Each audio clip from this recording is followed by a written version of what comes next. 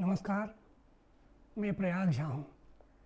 पिछले वीडियो में मैंने एक विषय पर चर्चा की थी कि भाग्य बड़ा है या पुरुषार्थ।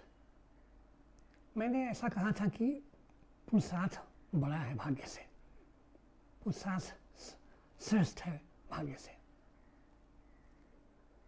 हम सुनते हैं कि प्रारब्ध बहुत बड़ी चीज़ है। कई लोग तो यहाँ तक कहते हैं कि सब कुछ ईश्वर की इच्छा पर निर्भर करता है, सब कुछ पहले से ही ईश्वर ने निश्चित कर रखा है। जो घटना हो रही है वह पहले से ही सुनिश्चित की हुई है। मुझे इसमें बहुत शंका है। ऐसा होता तो ईश्वर ने हमें ज्ञानेंद्रियाँ, कर्मेंद्रियाँ क्यों दी होती?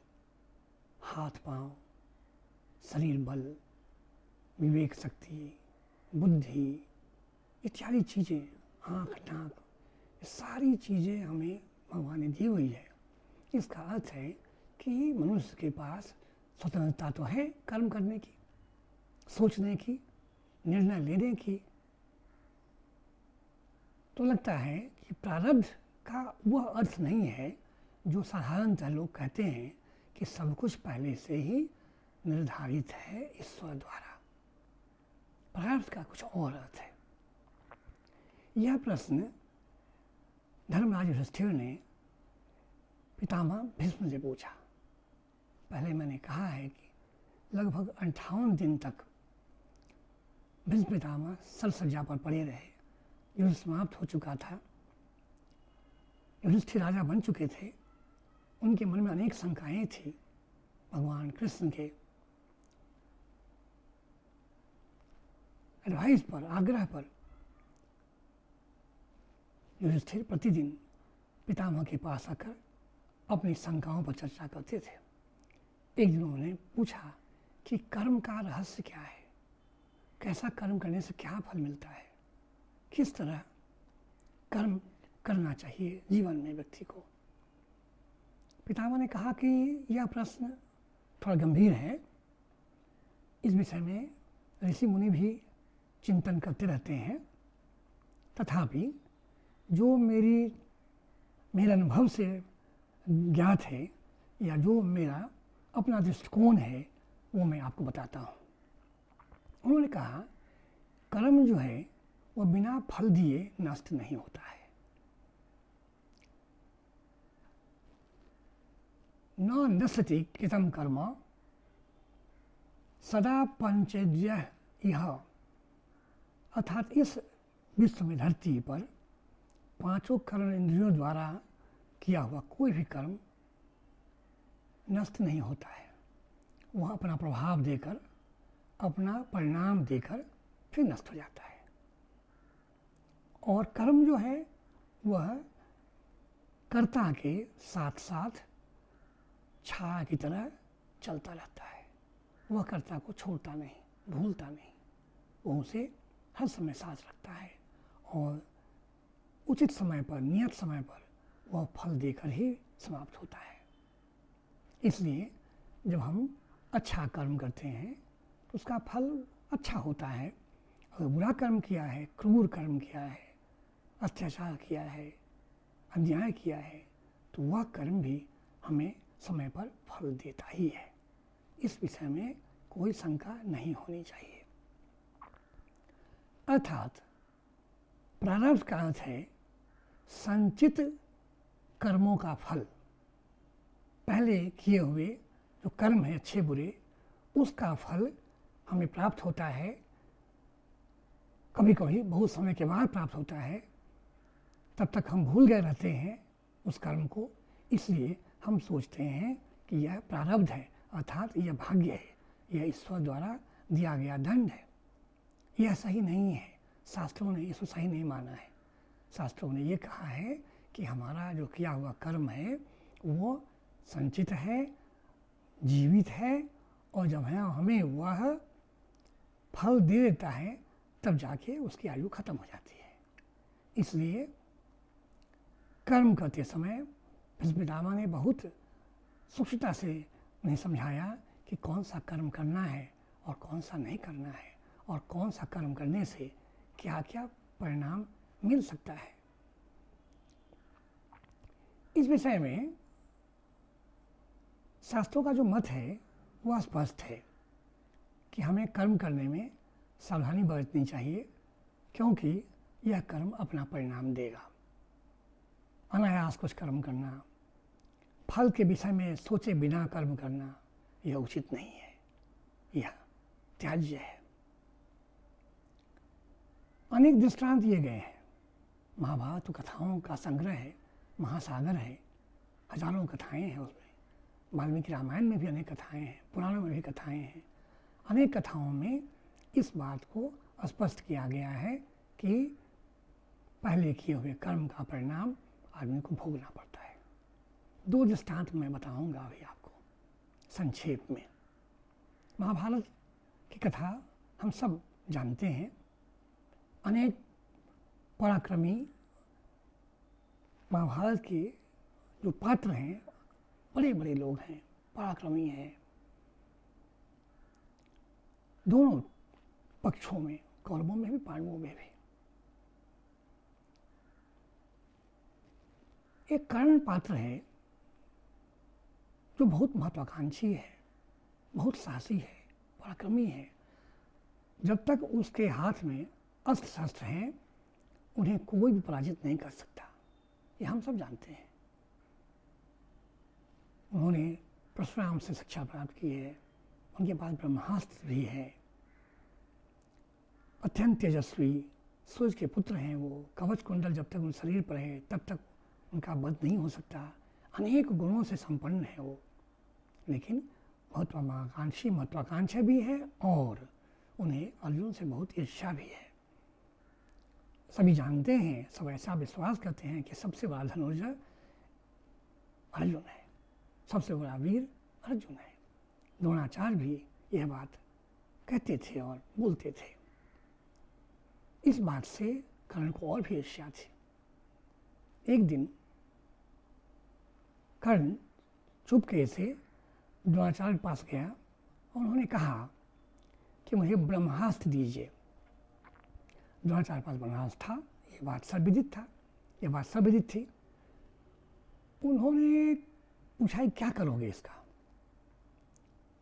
तो कर्ण ने कहा कि मुझे सर्व शक्तिमान धनुर्धर बनना है, सर्वश्रेष्ठ धनुर्धर बनना है, अर्जुन से भी श्रेष्ठ। द्रोणाचार्य को थोड़ी चिंता हुई कि यह ऐसा लक्ष्य, ऐसी महत्वाकांक्षा उचित नहीं है। अर्जुन से ईर्ष्या रखना और उससे युद्ध करने के लिए उद्यत होना, तत्पर रहना बिना कोई विशेष कारण के, यह उचित नहीं है। उन्होंने कहा कि ब्रह्मास्त्र बहुत बड़ी विद्या है और वह बहुत शक्तिशाली भी है। उसके उपयोग से ब्रह्मांड को नष्ट किया जा सकता है, इसलिए उसे योग्य पात्र को ही देने का विधान है। मेरा ऐसा सोचना है कि स्थिर हृदय ब्राह्मण को यह ब्रह्मास्त्र मिल सकता है, किसी क्षत्रिय को भी मिल सकता है यदि वह बड़ा तपस्वी हो, वर्षों तपस्या करता है और उसके स्वभाव में वो कोमलता है, एक जन कल्याण की भावना है। मुझे लगता है कि तुम में वैसी भावना नहीं है, इसलिए तुम ब्रह्मास्त्र प्राप्त करने के योग्य नहीं हो। मैं तुम्हें यह अस्त्र नहीं दे सकता।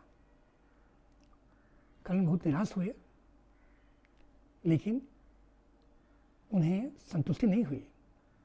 वो सोचते रहे कि मैं यह कैसे प्राप्त करूं। उन्होंने वह चले गए परशुराम के पास। उनको मालूम था कि परशुराम बहुत बड़े गुरु हैं, द्रोण के भी गुरु हैं वो, और उनके पास ब्रह्मास्त्र भी है, लेकिन वो क्षत्रिय को नहीं देते, ब्रह्मास्त्र नहीं देते हैं, न शिक्षा देते हैं। उनका अपना एक नियम, अनुशासन है। फिर भी कर्ण चले गए। उन्होंने असत्य कहा कि मैं भृगु वंश का ब्राह्मण युवक हूँ, विद्यार्थी हूँ, मुझे आप शिष्य बनाइए और मुझे आप पढ़ाइए, मैं आपके आश्रम में रहना चाहता हूँ। उनको देखकर और उनकी बातों से प्रभावित होकर परशुराम ने उन्हें अपने आश्रम में रख लिया। तब तक वो काफ़ी वृद्ध हो चुके थे, उन्होंने पढ़ाना छोड़ दिया था, लेकिन इस बच्चे की तन्मयता देखकर, लगनशीलता देखकर वो बहुत प्रभावित हुए और उन्होंने उसे सिखाना शुरू कर दिया। कर्ण के मन में हर समय यही महत्वाकांक्षा रहती थी कि कैसे सर्वश्रेष्ठ धनुर्धर बनना है, कैसे अर्जुन को पराजित करना है और कैसे अर्जुन का वध करना है अगर युद्ध हो जाए तो। इस चिंता में वो हमेशा सोचते रहते थे और दिमाग, उनका मस्तिष्क उसी विषय में हर समय सोचता रहता था। कभी कभी वो अन्यमनस्क हो जाते थे। शिक्षा उनकी काफ़ी हद तक पूरी हो गई थी, आश्रम से विदा होने का समय उनका आ रहा था। एक दिन प्रातःकाल हाथ में तलवार और दूसरे हाथ में धनुष बाण लेकर वो बाहर निकल गए आश्रम से और मस्तिष्क में कुछ सोचते हुए नदी किनारे टहलने लगे।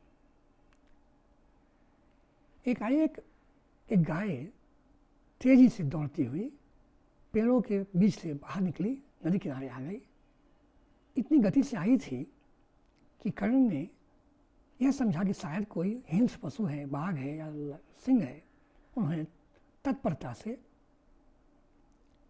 तीर छोड़ दिया, गाय को तीर लगा और गाय गिर गई। तुरंत ही गाय का मालिक एक ब्राह्मण पीछे से दौड़ता हुआ आया। गिरी हुई गाय को देखकर बहुत दुखी हुआ। पुनः उन्होंने देखा कि सामने कोई योद्धा खड़ा है, उसने बाण से गाय पर हमला किया था। बहुत क्रोधित हो गए। उन्होंने कहा कि तुम कैसे नीच हो, ऐसे दुराचारी, तुमने एक निर्दोष ऐसी सरल गाय को तुमने मार दिया, तुम्हारा कुछ बिगाड़ा तो नहीं था उसने। उसने कहा कि क्षमा कीजिएगा, मुझसे भूल हो गई, मैंने सोचा नहीं और ये सोचकर कि कोई गाय नहीं बल्कि कोई पशु है, मैंने तीर चला दिया था। ब्राह्मण को संतुष्टि नहीं हुई इस बात से। उन्होंने कहा कि नहीं, तुम दुराग्रही हो, दुराचारी हो, तुम्हें इस का परिणाम मिलना चाहिए, मैं तुम्हें श्राप देता हूँ। इस निर्दोष गाय की हत्या के लिए मैं तुम्हें श्राप देता हूँ। तुम तो युद्ध विद्या में पारंगत हो, युद्ध में जब हिस्सा लोगे, कभी तुम्हारा युद्ध भयानक होगा तुम्हारे प्रतिद्वंदी के साथ। एक दिन जब बहुत कठिन युद्ध हो रहा होगा, उस दिन तुम्हारे रथ का पहिया धरती में धंस जाएगी, ये धरती माता तुम्हारे रथ को निकल जाएगी। उस दिन तुम्हारा प्राणांत होगा। इस पर कर्ण बहुत दुखी हुए। उन्होंने कहा कि ब्राह्मण देवता, मैं आपको अनेक गाय देता हूँ, मैं आपको स्वर्ण मुद्राएं देता हूँ, आप कुछ भी ले लें, ये श्राप वापस ले लें। ब्राह्मण ने कहा कि नहीं, मुझे कुछ भी नहीं चाहिए, मेरे मुंह से निकले हुए शब्द व्यर्थ नहीं हो सकते, न झूठ हो सकते हैं, चाहे तुम जो चाहो कर लो, मैं ये अपना वचन वापस नहीं लूँगा, ये सफल होकर रहेगा। ऐसा कहा कि ब्राह्मण दुखी मन से अपनी गाय को देखते हुए चले गए वहाँ से। कर्ण भी खिन्न हो गए, ऐसा बड़ा श्राप उनको अनायास ही मिल गया था। उदास मन से आश्रम लौट आए। शिक्षा उनकी पूरी होने वाली थी, वहाँ से वो वापस हस्तिनापुर आ गए। महाभारत युद्ध में आप जानते ही हैं, कर्ण बहुत अहंकारी और बहुत महत्वाकांक्षी थे और बातचीत में, वार्तालाप में भी बहुत नम्र नहीं थे। इसके कारण कई बार उन्हें भीष्म पितामह और द्रोणाचार्य से डांट भी पड़ी थी, लेकिन वो बदलने को तैयार नहीं थे। जब युद्ध अर्जुन और कर्ण के बीच होना था, उस दिन जब युद्ध हुआ, भयानक युद्ध था। यह सबको मालूम था, भगवान कृष्ण को भी और अर्जुन को, कि जब तक उसके हाथ में अस्त्र है, धनुष बाण है, तलवार है, गदा है, तब उसका वध नहीं हो सकता, उसे पराजित नहीं किया जा सकता। एक उसी युद्ध के दरमियान एकाएक उनके रथ का पहिया धंस गया जमीन में। कीचड़ था, कीचड़ होना ही था। युद्ध भूमि में जहाँ इतने रक्त की धारा बह रही हो, वहाँ तो कीचड़ होना ही था। उसमें रथ का पहिया धंस गया। कर्ण उतर कर इसके निकालने लगे पहिया को शरीर बल से, लेकिन निकल नहीं पा रहा था। कभी ऊपर चढ़ जाते, बाणों की वर्षा करते अर्जुन पर, पुनः नीचे उतर कर पहिया को निकालने की चेष्टा करते। इस तरह करते करते वो थक गए, लेकिन पहिया धंसता ही चला गया नीचे और निकलने का कोई उपाय ही निकला नहीं।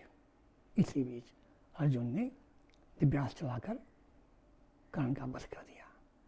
इस तरह कर्ण अपने पूर्व कर्म से ग्रसित था, साप ग्रसित था वो, उसी साप के कारण वह उसकी जान गई, उसका वध हो गया, युद्ध में वो हार गया, परास्त हो गया हो। तो एक कर्म किया हुआ और ईर्ष्या द्वेष से प्रवृत्त होकर अनायास एक निर्दोष पशु का वध करना भी कितना बड़ा पाप कर्म हो सकता है, ये उदाहरण कर्ण के जीवन में है। यह कथा देवर्षि नारद ने सुनाई थी इनको, युधिष्ठिर को। दूसरी कथा भी ऐसी ही है। दशरथ बहुत बड़े शक्तिशाली राजा थे। वो ऐसे राजा थे, अनेक रथ लेकर चलते थे युद्ध में वो, ताकि एक रथ टूट जाए दूसरे रथ पर बैठ जाए। वो युद्ध करते थे, बड़ा पराक्रमी थे वो। उन्होंने देवासुर संग्राम में इंद्र की सहायता की थी। आप सोच सकते हैं कि धरती पर रहने वाला एक मनुष्य भगवान की सहायता करता था, ऐसे बहादुर थे वो। युवावस्था में, बचपन काल में ही उन्होंने विद्या सीखी थी युद्ध की, और अनेक विद्याओं में पारंगत हो गए थे। युद्ध धनुर्विद्या में तो पारंगत थे ही वो। उन्हें ये बात चारों तरफ फैल गई थी कि राजकुमार दशरथ शब्दवेद ही बाण चला सकते हैं, शब्द सुनकर भी वो निशाना साध सकते हैं। ये बात प्रसिद्ध हो गई थी। एक दिन उन्हें इच्छा हुई, गर्मी का समय खत्म हुआ था, वर्षा शुरू हुई थी, बहुत सुहाना मौसम था। सरयू नदी में वर्षा के कारण पानी थोड़ा भर गया था, हरियाली भी थी चारों तरफ। उन्हें मन में हुआ कि मैं शिकार करूंगा आज। उन्होंने अस्त्र लेकर वह विदा हो गए शिकार करने के लिए। नदी किनारे जंगल था। उनको ये जाके हुए उचित स्थान पर बैठ गए, ये सोचते हुए कि पानी पीने के लिए कोई हाथी या और कोई वन्य क्रूर जीव जंतु जो पानी पीने आएगा तो मैं उसे मारूंगा। ऐसा सोचकर वो एक जगह बैठ गए। रात बीत गई, प्रातः काल था, लेकिन अंधेरा तभी भी था और कुछ दिखाई नहीं पड़ता था। उन्हें एक आवाज़ सुनाई पड़ी, जैसे पानी में, घड़ा में पानी भर रहा हो। उन्हें लगा कि कोई हाथी जंगल से बाहर निकलकर नदी में जल पी रहा है और सूर्य से वो पानी खींच रहा है ऊपर की ओर, उसी की आवाज़ है। उन्होंने बाण छोड़ दिया। शिकार करने आए थे, उन्हें बाण छोड़ दिया। तत्क्षण मनुष्य के चित्कार की आवाज़ आई। लगा जैसे ये बाण मनुष्य को लगा है। राजकुमार दौड़े नदी की तरफ जहाँ से आवाज़ आ रही थी।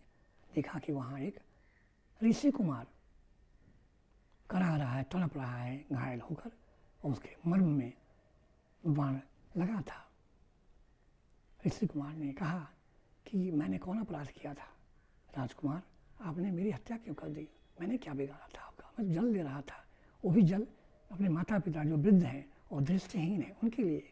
माँ बहुत प्यासी है, जल के लिए तड़प रही है वो, मैं इसके लिए जल देने आया था। आपने ऐसा क्यों कर दिया? वो सब कहाँ जाएंगे? वो दोनों वृद्ध कैसे जीवित रहेंगे? वो तो मर जाएंगे। वो मेरे बिना उनका जीवन ही नहीं है। राजकुमार दशरथ बहुत उदास हो गए। उन्होंने कहा कि मुनि कुमार,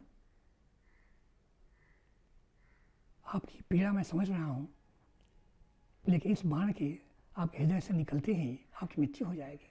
उसके पहले आप बताएं, कुछ ऐसा कोई संदेश हो, आप शीघ्रता से बता दें मुझे। उनको राजकुमार को ये अनुभव हो रहा था कि दर्द से करा रहे हैं। उन्हें निकालने की इच्छा थी उस बाण को, लेकिन सुनने के बाद कि वो क्या चाहते हैं। ऋषि कुमार ने कहा कि मेरे माता पिता एक पगडंडी से जाने से आगे एक आश्रम है, वो दोनों ही वृद्ध हैं और दृष्टिहीन भी हैं, वहीं बैठे हुए हैं, जल के लिए प्यासे हैं। आप शीघ्र इस घड़े में जल भरा है, इसको लेकर उनके पास पहुंचा दीजिए। दशरथ जी ने उनके सीने से बाण तो निकाल दिया, खून की धारा बहने लगी, और जल लेकर वो चले। आहट सुनकर ही सवर्णकुमार के पिता बहुत प्रसन्न हुए, बोले बेटा बहुत समय लग गया, बहुत देर लग गई, माता तुम्हारी बहुत प्यास से बिलख रही है, बहुत तड़प रही है, शीघ्रता से पानी दो।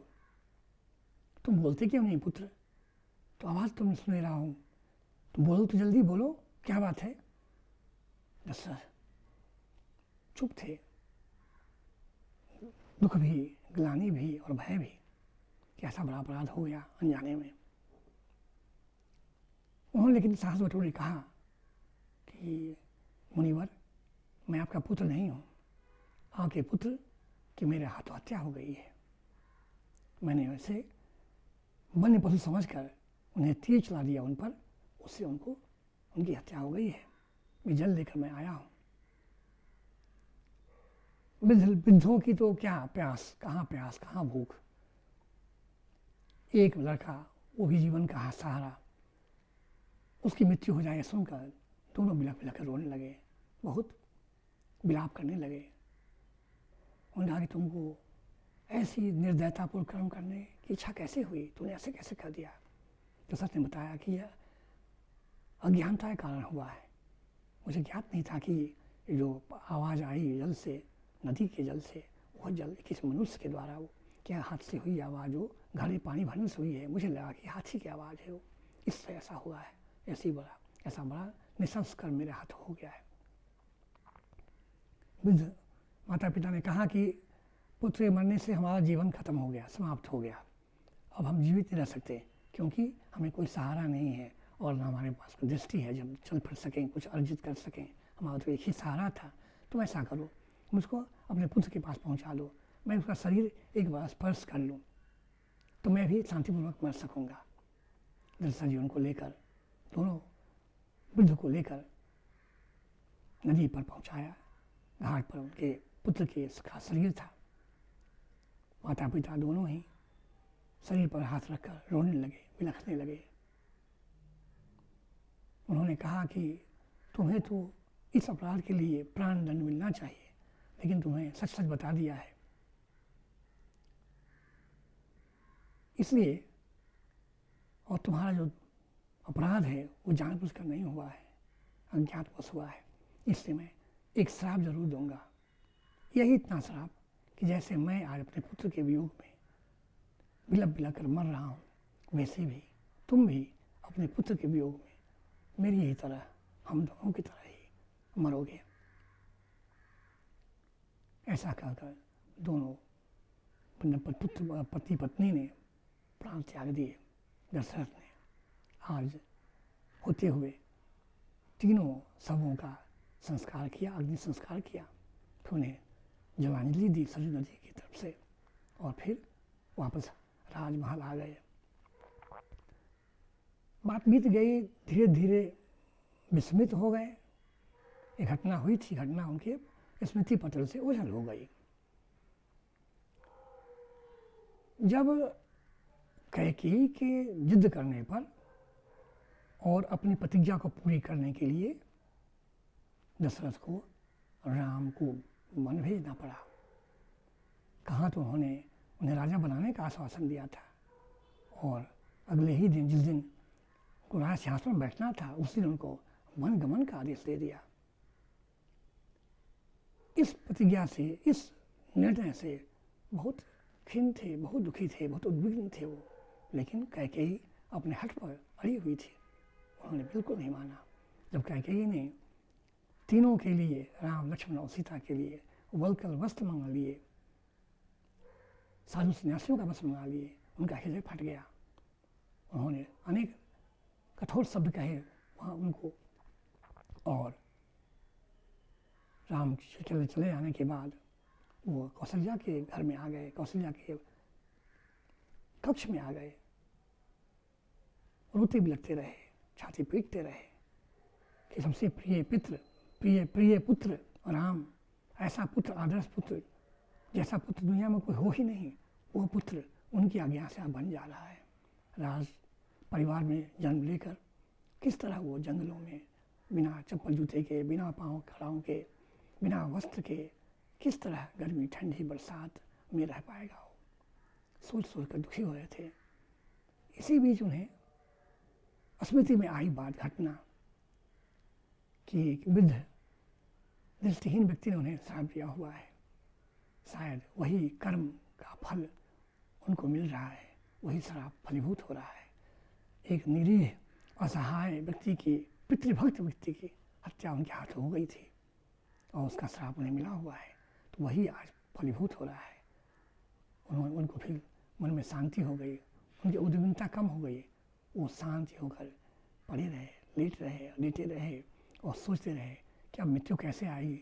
मन में बात आ रही थी, एक मैं पिता हूँ जो अपनी प्रतिज्ञा पूरी करने के लिए बेटी को वन में भेज दिया। एक वो पुत्र है जिसने पिता की तरफ जब राज दिया तो ही नहीं, न राज छीना तो ही नहीं, कभी क्रोध से नहीं देखा, मेरी तरफ कभी अनादर से नहीं देखा। कैसा पुत्र है, मैं धन्य हूँ, पिता धन्य हूँ। ऐसा कहकर धीरे धीरे उनकी मृत्यु हुई। कहते हैं कि मृत्यु के समय शरीर के विभिन्न अंगों से प्राण सिमटता जाता है जैसे, और धीरे जैसे तेल के दीप में जब तेल खत्म हो जाता है तो दीप धीरे धीरे बुझता है, उसी तरह मनुष्य भी धीरे धीरे अपना प्राण त्यागता है। इस तरह महाराज दशरथ का अंत हुआ। एक अनजाने में एक कर्म होने से, एक दुष्कर्म हो जाने से, एक पाप कृत्य हो जाने से उन्हें इतना बड़ा दंड मिला। ये दृष्टांत भी इसी बात का समर्थन करता है कि हमारा कर्म छोटा बड़ा कभी भी किया हुआ है वो नष्ट नहीं होता है, उसका परिणाम हमें झेलना ही पड़ता है, भोगना ही पड़ता है। सारांश में ये कहूँगा कि प्रारब्ध जो है वो ईश्वर प्रदत्त चीज़ नहीं है, वह भाग्य नहीं है, वो हमारे संचित कर्मों का फल है।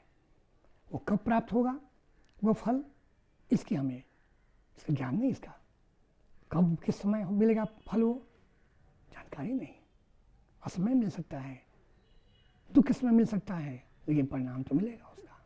इसलिए आवश्यक ये है कि हम कर्म करें, सतर्क रहें, सजग रहें, अकस्मात कोई काम ना करें, परिणाम के विषय में सोचे बिना बिल्कुल ना करें, विस्मृत अवस्था में या असावधान अवस्था में कोई काम ना करें, क्योंकि उसका परिणाम हमें भोगना पड़ेगा और हो सकता है परिणाम बहुत भयानक हो।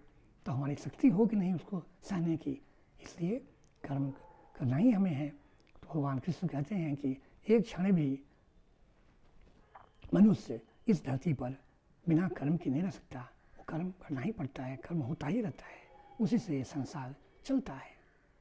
तो इसलिए भील पितामह ने कहा धर्मराज युधिष्ठिर को कि वत्स एक बात याद रखो, स्मरण रखो, तो गांठ बांध लो। एक यथाधेनु सहस्रेषु वत्सः विन्दति मातरम् एवं पुराकृतं कर्म कर्तारम् अनुगच्छति। जिस तरह हजारों गायों के बीच में एक नवजात गाय का बछड़ा, जिस गाय ने अभी भी बच्चा दिया है, उसको खोज लेता है। वो बच्चा कैसे खड़ा होता है ज़मीन पर, कैसे चलता है और कैसे गिरते पड़ते हुए अपनी माता के पास पहुंच जाता है और माता को पकड़ लेता है। फिर उसको माता दूध पिलाती है, प्यार से चाटती है, उसको सहारा देती है उसको। उसी तरह ये कर्म जो है उस बछड़े की तरह है जो माँ को पहचानता है, कर्ता को पहचानता है। वो आज न कल आपके पास आ ही जाता है। इसलिए कर्म करने में सावधानी की आवश्यकता है। हर समय सजग रहते हुए, सचेत रहते हुए, परिणाम के विषय में सोचते हुए ही कोई कर्म करना चाहिए। यही प्रारब्ध है, यह भाग्य नहीं है, संचित कर्मों का फल है। आज के लिए इतना ही। नमस्कार, धन्यवाद।